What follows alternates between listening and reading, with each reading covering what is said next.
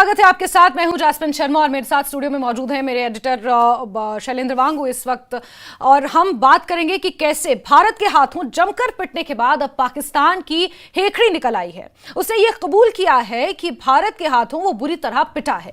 भले ही पहले पाकिस्तान भारत को आंख दिखाने की कोशिश कर रहा था, लेकिन भारत के एक के बाद एक एक्शन के बाद पाकिस्तान की हवा निकल गई है और अब पाकिस्तान के प्रधानमंत्री सार्वजनिक मंच से इस बात को स्वीकार भी कर रहे हैं। और देखिए, हमारे देश में प्रधानमंत्री को शायद एक झपकी भी मुश्किल से आई हो, लेकिन पाकिस्तान के वजीर आजम स्विमिंग उस दौरान कर रहे थे जबकि पूरा पाकिस्तान जल रहा था। ये हम नहीं बल्कि ये बात उन्होंने खुद कबूल की है। ये दावे कर रहे हैं कि इन्होंने हमारे लड़ाकू विमानों को मार गिराया। ये शहबाज शरीफ का सार्वजनिक मंच से बयान था, लेकिन इनके इन दावों की भी अंतर्राष्ट्रीय स्तर पर खूब फजीहत हो रही है।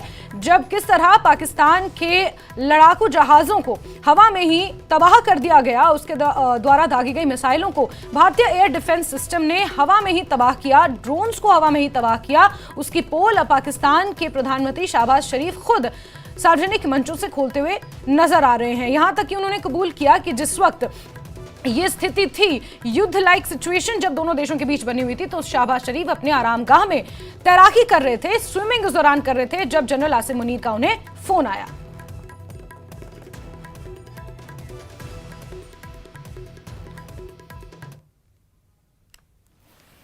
सुबह का वक्त मुझे सुबह में फजर के बाद मैं स्विमिंग करता हूं, तो मैं एहतियातन अपना सिक्योर फोन साथ ले गया और मैंने ज़िया को कहा कि ज़िया यार, अगर कोई घंटी बजे तो मुझे फौरन बताना। As luck would have it, वो घंटी बजी तो जनरल आसिम मुनीर लाइन पर थे।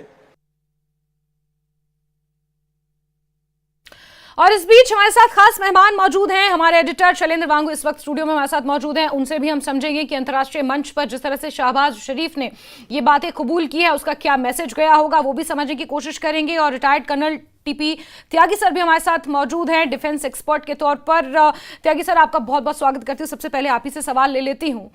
जहां एक तरफ हमारे देश में जब ये पूरी सिचुएशन थी, लगातार बैठकों का सिलसिला यहां पर जारी था, किस तरह से अपने बॉर्डर्स को सुरक्षित रखा जाए, वहां पर रह रहे लोगों को किस तरह से निकाला जाए, सुरक्षित रखा जाए। जब हमारे देश में ये सब चल रहा था, तो पाकिस्तान के वजीर आजम शहबाज शरीफ उस वक्त स्विमिंग कर रहे थे, आराम फरमा रहे थे। और बड़ी बात यह है कि सार्वजनिक मंचों से वो इस बात को खुद ही कबूल कर रहे हैं। कैसे देखा जाए सर इसे?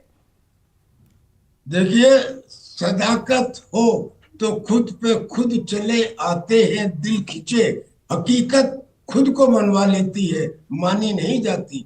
इन्होंने बहुत कोशिश की, इन्होंने कहा कि हम अपना जश्न मनाएंगे, हम जीत गए हैं, और मुनीर साहब भी चले गए अपनी फौज को ये बताने के लिए कि तुमने बहुत अच्छा काम किया है। लेकिन वो झूठ 2-3 दिन से ज्यादा चला नहीं, क्योंकि जितने इन्होंने सबूत दिए जो झूठे थे, वो झूठ साबित हो गया उन्हीं के पत्रकारों के द्वारा। अब जब कोई रास्ता नहीं बचा, तो तब शरीफ साहब ने, शहबाज शरीफ ने, जिनके बड़े भाई ने उनसे कहा था कि भाई भारत से मत उलझो, लेकिन शायद मुनीर के दबाव में ये उलझे, और नतीजा ये हुआ कि अब ये खुद कबूल कर रहे हैं। अब ये कबूल कर रहे हैं कि नूर खान बेस पे अटैक हुआ। अब पहली बात तो ये कि ये तो कमाल का देखा हमने कि रात को 2:30 बजे ये स्विमिंग कर रहे हैं। खैर चलिए, पाकिस्तानियों की ऐसी आदतें होती होंगी। तो 2:30 बजे मुनीर ने इन्हें फोन किया कि मुनीर नूर खान बस अड्डे के ऊपर फोन हुआ। अब नूर खान जो बेस है, एयर बेस है, वो कोई नॉर्मल एयर बेस नहीं है जी। वहां पे कम से कम आधा दर्जन इनके स्क्वाड्रन तैनात है।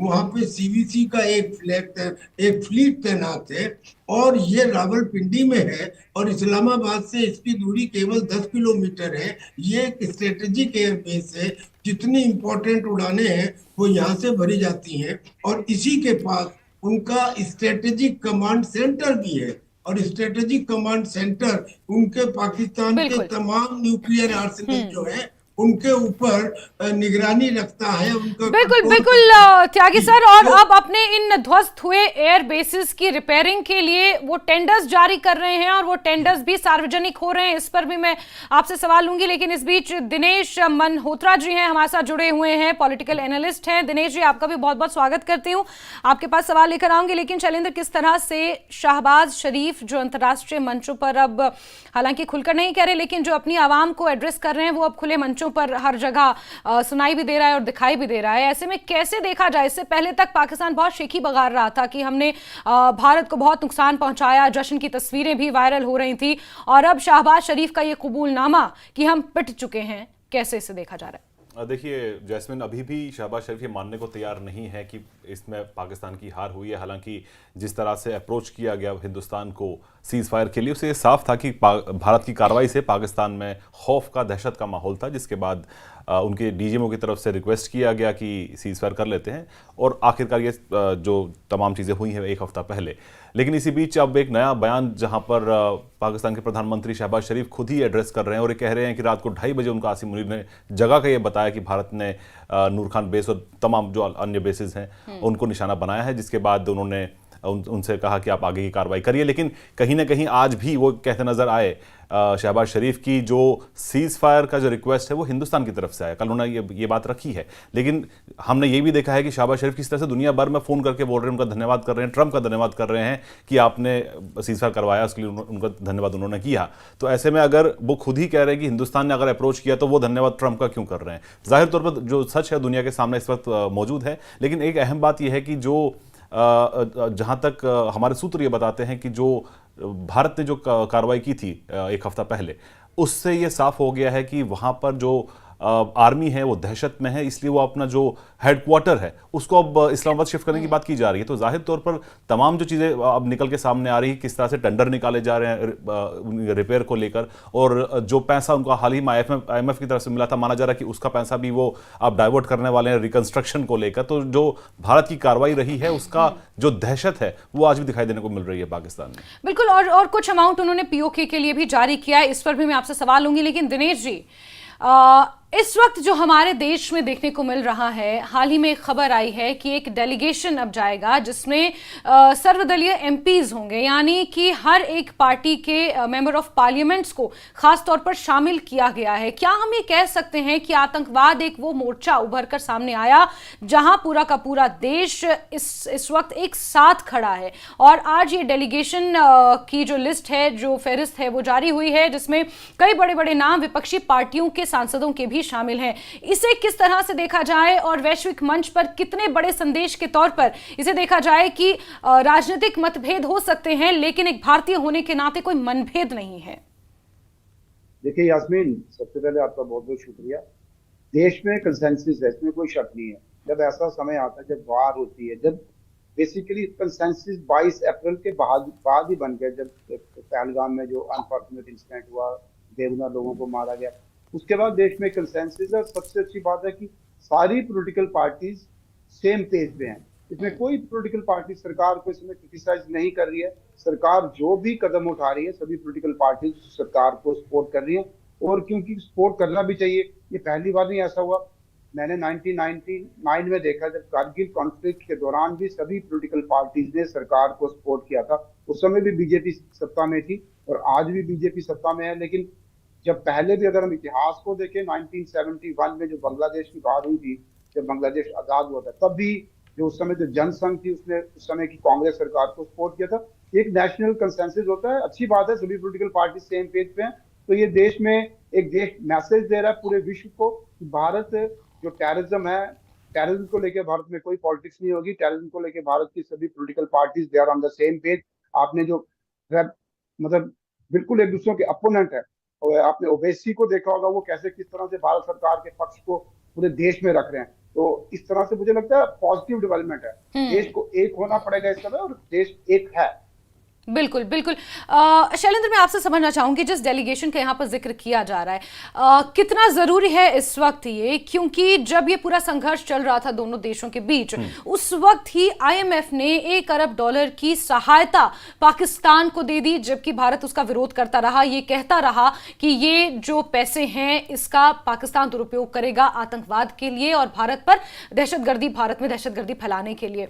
इस बीच यूएनएससी ने भी पाकिस्तान के दबाव में टीआरएफ का नाम अपने एक जो लेटर था वहां उसमें से हटाया, और यूएनएससी ने भी कहीं ना कहीं जो यूएनएससी का भी रुख रहा।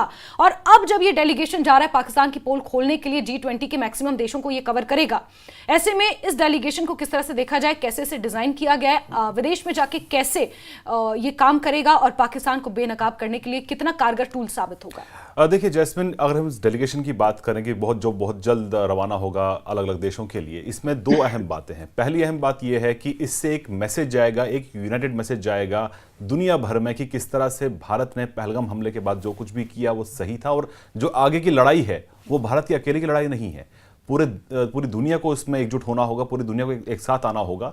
इसलिए मैसेज लेकर जाया जाएगा और यह कहा जाएगा कि जो जीरो टॉलरेंस पॉलिसी है हिंदुस्तान सरकार की, उसको किस दिशा में आगे लेके जाना होगा, और तमाम देशों का समर्थन इसमें चाहिए, क्योंकि हम देख पा रहे हैं कि यूएनएससी में अभी भी ऐसे कुछ एक देश हैं जो नहीं चाहते हैं कि आतंकवाद के खिलाफ वो एकजुटता दिखाई दे। दूसरी अहम बात यह है जो एक पॉलिटिकल मैसेजिंग है कि इसमें ऑल पार्टी के सदस्य हैं, ऑल पार्टी के डेलीगेशंस ये जा रही हैं, तो एक यूनाइटेड मैसेज जा रहा है। लेकिन आपको एक अपडेट और कर दूं जैस्मिन, जो ये डेलीगेशन है, ये 7 डेलीगेशंस हैं जिनके नाम जारी किए गए हैं, वो सिर्फ उनको लीड करेंगे, यानी कि वो डेलीगेशन जो है वो बड़ी होगी। 6 से 7 लोगों की डेलीगेशन ये हो सकती है जो अलग अलग देशों को का दौरा करेंगी, और इन डेलीगेशंस में एक डिप्लोमेट भी होगा, ऐसे हमारी खबर हमें मिल रही है, यानी कि एक डिप्लोमेट भी होगा, एक सीनियर डिप्लोमेट हो सकता है जो कि उस डेलीगेशन को एक तरह से सपोर्ट करेगा, और किस तरह से इसको आगे जो मैसेजिंग होगी वो कन्वे करनी होगी, इसके लिए एक डिप्लोमेट भी उस डेलीगेशन में रहेगा।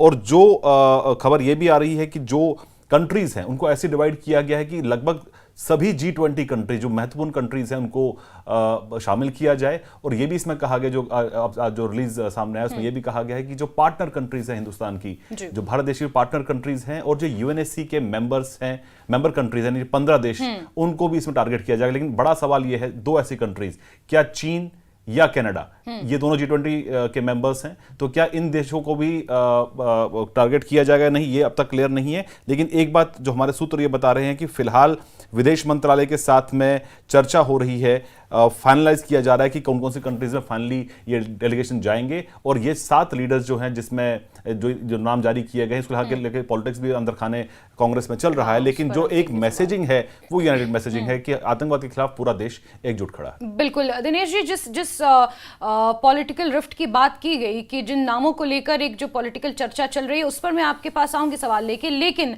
त्यागी सर, 2 मोर्चे हैं। एक कि मिलिट्री एक्शन हमने पाकिस्तान के ऊपर क्या किया और किस तरह से हमने पाकिस्तान को धूल चटाई, और दूसरा डिप्लोमेटिक लेवल पर हम किस तरह से आगे आकर आतंकिस्तान को सबक सिखा रहे हैं। वो हमारे एडिटर ने स्पष्ट किया कि एक डेलीगेशन जा रहा है और हर एक मोर्चे पर किस तरह से पाकिस्तान ने भारत में दहशतगर्दी फैलाई है उसका वहां पर जिक्र किया जाएगा, सबूत दिखाए जाएंगे, जो यूएन में हाल ही में टीआरएफ और लश्कर को लेकर पहलगाम आतंकी हमले के सबूत हमने दिए हैं। लेकिन मिलिट्री एक्शन के तौर पर जो कुछ हमने किया, क्या हम ये कह सकते हैं कि पाकिस्तान खुद ही उनकी पोल खोल रहा है? जिस तरह से टेंडर जारी किए जा रहे हैं, पाकिस्तान के मंत्रियों की तरफ से बयान सामने आ रहे हैं, यहां तक कि पाकिस्तान की आवाम सोशल मीडिया पर खुद ये कह रही है कि जब हमारे देश पर हमले हो रहे थे तो हमारी हुकूमत कहां थी? देखिए, पहले डिप्लोमेटिक एक्शन और उसके बाद मिलिट्री एक्शन। डिप्लोमेटिक एक्शन ये इसलिए लिया जा रहा है कि जब G20 की बैठक हिंदुस्तान में हुई थी, उस समय जो कॉमन स्टेटमेंट था उसमें ये लिखा गया था कि आतंकवाद किसी भी तरह का हो, किसी भी जगह हो और किसी भी रूप में हो, तो उसकी मजम्मत की जाएगी, और जो देश ऐसा नहीं करेंगे उनको इसके लिए जिम्मेदार ठहराया जाएगा। करीब करीब ये सेंटेंस उसके अंदर था। अब G20 देशों को ये बताना है कि अगर आप ऐसे में भी आतंकवाद का समर्थन करते हैं तो जो आपने वहां साइन किया था वो ठीक नहीं था। पहली बात तो ये, और दूसरी बात ये कि हम ये नहीं बताएंगे मिलिट्री एक्शन में कि हमने क्या मिलिट्री एक्शन लिया या अपनी शेखी भागी जाए, वो नहीं है। ये बताना होगा कि ये मिलिट्री एक्शन क्यों लिया गया, क्यों पहलगाम के अंदर किस तरह से जो हमला हुआ उसमें किस तरह से नॉन स्टेट एक्टर्स के साथ में स्टेट एक्टर्स शामिल थे, यानी कि ये पाकिस्तान की स्टेट पॉलिसी है। और फिर तीसरी बात जो मैं आज आपके चैनल पे पहली बार बता रहा हूँ, और वो ये कि जो अक्सर 5 वीटो पावर्स है, वो वीटो पावर्स कोई ना कोई उसमें अड़ंगा लगा देता है। हम उन्हें एक बात बताएंगे, पता नहीं ये उनके एजेंडे में है या नहीं, और अगर नहीं भी है तो डाली जानी चाहिए। 1945 में जब यूनाइटेड नेशंस का गठन हुआ था, तब हिंदुस्तान के जो रिप्रेजेंटेटिव थे वो थे डॉक्टर रामास्वामी मुरलियार। डॉक्टर रामास्वामी मुरलियार ने पहले तो कोशिश की कि वीटो पावर होनी ही नहीं चाहिए, लेकिन जब रूजवेल्ट, चर्चिल और स्टालिन नहीं माने तो उन्होंने यूएन चार्टर की clause number 109, I repeat clause number 109 में ये लिखवा लिया था कि 10 साल के बाद इस वीटो पावर की समीक्षा की जाएगी, और 10वें साल में उसकी समीक्षा नहीं की गई। तो टेक्निकली तो एक किस्म से वीटो पावर डेड हो चुकी है, पूरा दुनिया उसको ढोते फिर रही है आज तक। मैं समझता हूं कि ये सवाल भी, क्योंकि हमारे प्रतिनिधि थे डॉक्टर रामास्वामी मुरलियार, अब भारत को उठाना चाहिए कि veto power if in the interest of the humanity, in the interest of the democracy नहीं काम करती है तो वीटो पावर को खत्म किया जाए, जैसा हमारे रिप्रेजेंटेटिव में तब किया था। एजेंडे में नहीं है तो सरकार समझे और इसे भी एजेंडे में डाले, जो मैंने कहा, और ये facts can be checked on the internet. बिल्कुल, इस पर मैं शैलेंद्र आपसे सवाल लूंगी, लेकिन दिनेश जी, जिन 7 नामों का जिक्र किया जा रहा है, क्या ये सही समय है कि उसको लेकर राजनीति की जाए, राजनीतिक बयानबाजी की जाए? जयराम रमेश ने भी इसको लेकर ट्वीट किया, शशि थरूर के नाम को लेकर जिस तरह से चर्चाएं गर्म हैं, क्या ये वक्त है कि हम इस पूरे मुद्दे पर राजनीति करें, बजाय इसके कि एक देश जब वाकई जिन कंसेंसस की आपने बात की, जब उन कंसेंसस के साथ बंधा हुआ है हमारा देश, तो क्यों ना पहले इस मोर्चे पर लड़ लिया जाए? देखिए यास्मीन, आपकी बात बिल्कुल ठीक है। इस समय राजनीति नहीं होनी चाहिए, देश में कंसेंसस होना चाहिए। अगर आप, मैं एक बात यहाँ इंपॉर्टेंट रखना चाहता हूँ कि आपको याद होगा कि अर्ली 90s में जब कश्मीर में टेररिज्म पीक पे था, उस समय एक डेलीगेशन जिनेवा गया था। उस डेलीगेशन को उस समय leader of opposition Atal Bihari Vajpayee ji ने लीड किया था, जबकि केंद्र में उस समय नरसिम्हा राव की सरकार थी, कांग्रेस की सरकार थी। तो अगर उस समय कंसेंसस बन सकता था, अब इतनी चीप पॉलिटिक्स नहीं करनी चाहिए। बड़ा अनफॉर्चुनेट है कि कांग्रेस की लीडरशिप इस पर भी पॉलिटिक्स कर रही है। कांग्रेस को पॉलिटिक्स नहीं करनी चाहिए, क्योंकि एक नेशनल इंटरेस्ट है, देश का मुद्दा है।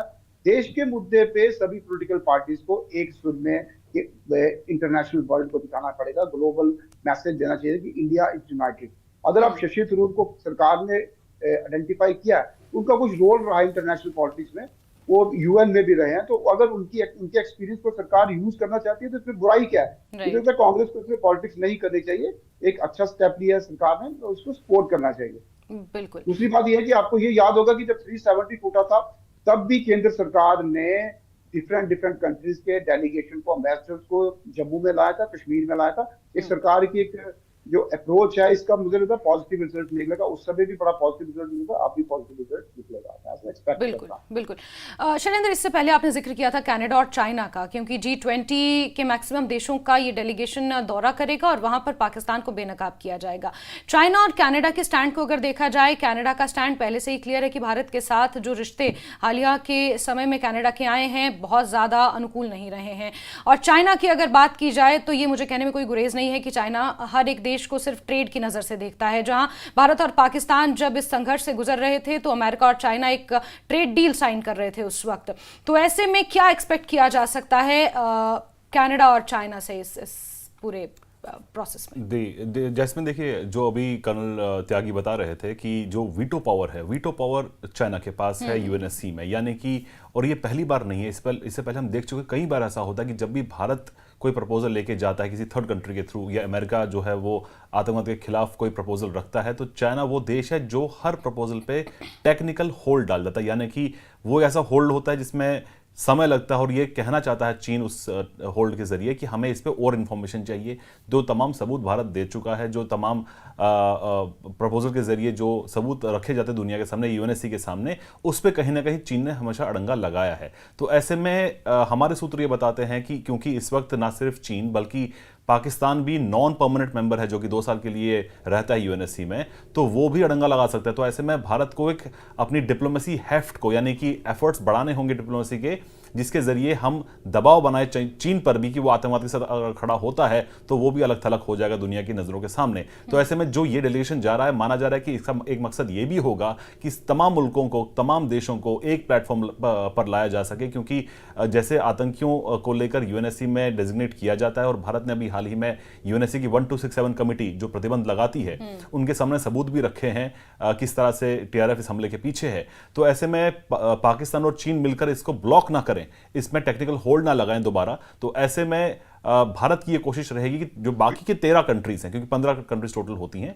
बाकी 13 कंट्रीज का ये कंसेंसस रहे कि वो दबाव बनाए चीन और पाकिस्तान पे कि टीआरएफ के जो संगठन है उस पर प्रतिबंध लगना चाहिए। और हमने ये देखा भी है कि जब ब्रीफिंग हुई थी, पाकिस्तान की ब्रीफिंग जब हुई थी, उन्होंने जब यूएनएससी में क्लोज डोर मीटिंग की थी, तो पाकिस्तान से ही सवाल पूछे गए थे कि किस तरह से धर्म पूछकर पहलगाम हमले के जो विक्टिम्स हैं उनको मारा गया था। तो जाहिर तौर पर सवाल पाकिस्तान पर भी खड़े होंगे, सवाल चीन पर भी खड़े होंगे अगर वो समर्थन देता है पाकिस्तान जैसे आतंकी मुल्क का। तो ऐसे में जो ये कोशिश है इन डेलीगेशन के जरिए ये भी होगी संदेश दुनिया को देने के लिए कि जीरो टेररिज्म जो पॉलिसी है वो सिर्फ हिंदुस्तान की नहीं बल्कि तमाम मुल्कों को साथ आना होगा और साथ ही साथ आतंकवाद के खिलाफ एकजुट आवाज उठानी होगी ताकि ऐसे आतंकवादी हमले दोबारा ना हो सके। बिल्कुल त्यागी सर, एक आखिरी सवाल आपसे चाहूंगी, इसका जवाब बहुत शॉर्ट में क्योंकि समय इजाजत नहीं दे रहा। अंतर्राष्ट्रीय मंच पर आतंकवाद से लड़ने के लिए हम जो कुछ कर रहे हैं वो सबके सामने है, लेकिन अपने देश में आतंकवाद से लड़ने के लिए अभी भी OGWs और आतंकियों की जो भागीदारी, आतंकी सहयोगियों की जो भागीदारी है वो बहुत बड़ा चैलेंज है। इसको लेकर एसआईए की रेड भी आज जम्मू कश्मीर के 11 मुख्तलिफ इलाकों में डाली जा रही है, उस पर आप क्या कहेंगे? देखिए, अभी आज ही खबर मिली है कि मिनिस्ट्री ऑफ होम ने एक मल्टी एजेंसी सेंटर MCA का गठन किया है। उस MCA के अंदर जितने उनके होम मिनिस्ट्री में फोर्सेज हैं, यानी कि BSF हो, CISF हो, SSB हो, ITBP हो, उन सबको, और प्लस जितनी इंटेलिजेंस एजेंसीज हैं, IB हो, ED हो, CBI हो, उन सबको एक प्लेटफॉर्म पे लाया है मल्टी एजेंसी सेंटर, ताकि वहां पे इंफॉर्मेशन का फ्यूजन किया जा सके, कोऑपरेट किया जा सके, रियल टाइम इंफॉर्मेशन मिले। और फिर हमारे प्राइम मिनिस्टर ने ये क्लियर कर दिया था कि act of terror will be taken as act of war. ये केवल पाकिस्तान के लिए नहीं था, ये इंटरनली भी था। अब ऐसे लोग जो ये कहेंगे कि पाकिस्तान ने चूड़ियां नहीं पहन रखी, या जो ये कहेंगे कि हिंदुस्तान के सिपाही चीन से तवांग में पिट के आ गए, या जो ये कहेंगे कि हमारा जो चीफ है वो गली का गुंडा है, ऐसे लोगों के खिलाफ भी एक्शन लिया जा सकता है, लिया जाना चाहिए, because this is also an act of terror, they should be taken as criminal. और इसके लिए मदद करेगा MCA जो होम मिनिस्ट्री में अब किया गया है। अब अगर आप मुझे इजाजत दें तो मैं 30 सेकंड और चाहता हूँ चीन के बारे में बताने के लिए। देखिए, जो दिखता है वो है नहीं। कजान में जो ब्रिक्स की मीटिंग हुई थी उसके बाद में आप चाइना का बिहेवियर देखिए। दरअसल हुआ ये था कि पुतिन जब जाके शी जिनपिंग से मिले चाइना में, तो उन्होंने कहा कि today we are entering into a new era of partnership. वो न्यू इरा ऑफ पार्टनरशिप का मतलब था new world order. And then they realise कि न्यू वर्ल्ड ऑर्डर बगैर भारत के तो हो ही नहीं सकता। इतनी बड़ी डेमोक्रेसी, इतना इंपॉर्टेंट देश, तो चाइना पे प्रेशर डाला गया उस कदान की मीटिंग में आने से पहले, ब्रिक्स की मीटिंग में, कि आप तुरंत हिंदुस्तान के साथ अपने बॉर्डर डिस्प्यूट को डाइल्यूट करो। डेप्थोंग और डेमचौक में तुरंत 24 घंटे पहले इसको डाइल्यूट किया गया। यानी चाइना लिप सर्विस कर सकता है, लेकिन अब हिंदुस्तान के बहुत अगेंस्ट नहीं जा सकता, because Russia and China are now bent upon making a new world order बिल्कुल त्यागी सर, इसमें कोई दो राय नहीं है, क्योंकि यूनाइटेड नेशंस ने खुद ही एक रिपोर्ट जारी की है और भारत किस तरह से आगे बढ़ रहा है इकोनॉमिक लेवल पर भी अगर देखा जाए, भारत की जीडीपी का खुद ही यूएन ने जिक्र किया है कि 6.3% की रेट से भारत की इकोनॉमी ऐसी स्थिति में भी आगे बढ़ रही है जब पूरे विश्व में अनिश्चितता है। और ऐसे में यह दर्शाता है कि भारत किस तरह से सबसे बड़ी ताकत बनकर उभरने के लिए तैयार है और ऐसे में जो भी कदम जरूरी हैं वो भारत के द्वारा उठाए जा रहे हैं। टीपी त्यागी सर बहुत बहुत शुक्रिया हमारे साथ जुड़ने के लिए। दिनेश मल्होत्रा जी बहुत बहुत शुक्रिया हमारे साथ जुड़ने के लिए। शैलेंद्र आपका भी बहुत बहुत शुक्रिया इस चर्चा में शामिल होने के लिए। तो ये चर्चा वैसे बहुत लंबी है। पाकिस्तान ने जो कुछ किया है 22 अप्रैल के बाद, भारत ने किस तरह से मुंहतोड़ जवाब दिया, ऑपरेशन सिंदूर अभी भी जारी है, सिर्फ सस्पेंड हुआ है, स्थगित हुआ है, खत्म नहीं हुआ है। और अब आगे पाकिस्तान को वैश्विक मंच पर किस तरह से बेनकाब भारत करेगा, यह देखना अपने आप में काफी महत्वपूर्ण रहेगा। बुलेटिन में फिलहाल